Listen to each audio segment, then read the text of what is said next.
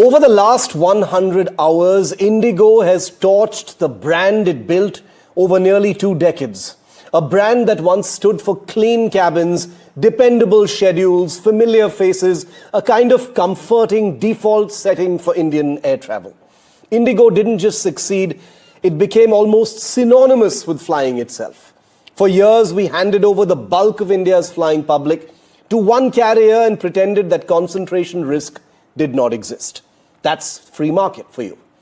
Well, cut to this week, and India's biggest airline, the 9th biggest in the world, Indigo, has collapsed into chaos. You know it. More than 1,000 cancellations in a matter of days.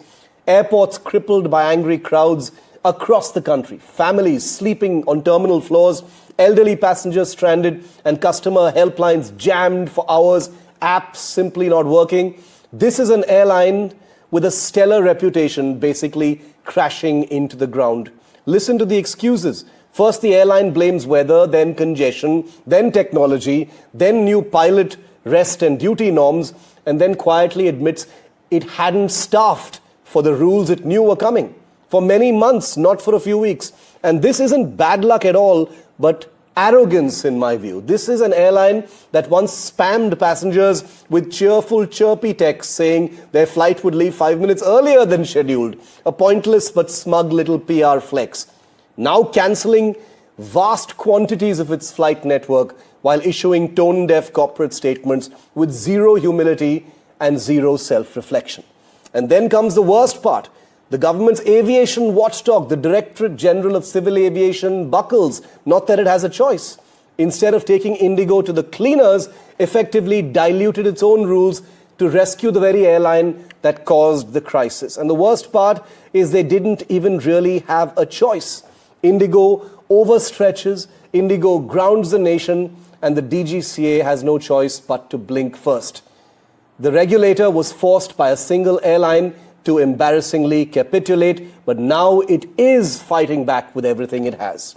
The deeper question is this: how did the Civil Aviation Ministry and the regulator not happen to see this coming? How did they allow a nationwide airline crisis that crippled airports in every part of the country?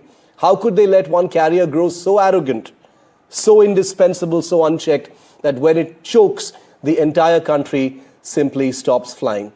The Civil Aviation Ministry has one of the toughest jobs on its hands and is now, we know this, doing everything it can to fight back. Indigo, though, has destroyed the trust it painstakingly earned. A brand that once felt safe and boring and utterly dependable has revealed a culture drunk on its own size, its aircraft orders, its market share, and its footprint.